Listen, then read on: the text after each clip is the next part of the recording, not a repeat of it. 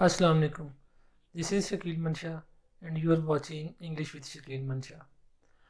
Today's video is about finding and segregating objects in a sentence. First of all, we need to ask this question: what is an object? Object is something that receives the action. As I have told in the previous video, we have discussed object is something that receives the action of the verb. Object is something that receives the action of the verb in a sentence. For example, if I say I killed a snake. Now, the action of killing is passing from this verb to this noun, and this is the noun that is affected, or that is the one which is receiving the action of this verb. So we can say this noun is functioning as an object in this sentence.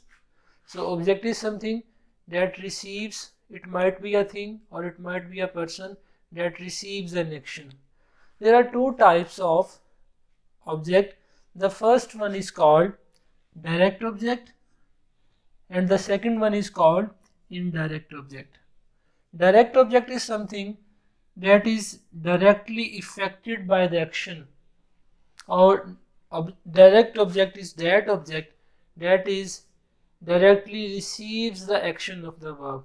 For example, in the given sentence we can say that this action of killing is directly received by this snake, or we can also say snake is the thing, or snake is the one that is actually receiving the action of the verb killing.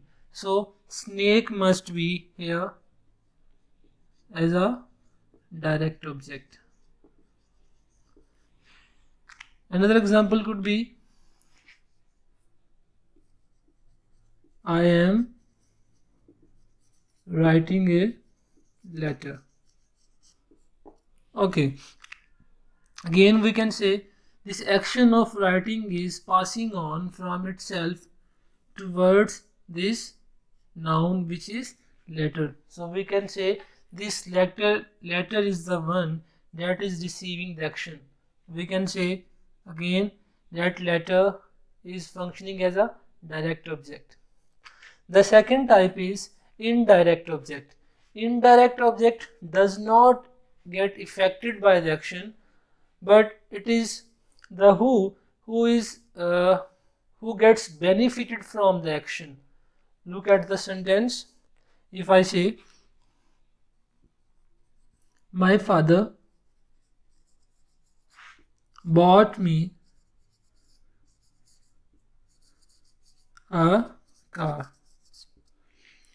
So if we analyze this sentence, we'll get to know that this sentence contains two objects. The first one is me and the second one is this phrase a car, and the action is bought.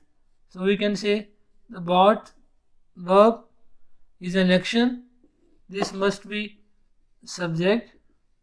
Okay, now there are two objects. The first one is me and the second one is car. Okay, we must ask this question to ourselves: who or what is the object, or what is the thing that is directly affected by the action? Is the father bought me, or did the father buy this car? The answer must be this one, because the father bought this car. So that is the object that is actually receiving the action. So this must be a direct object.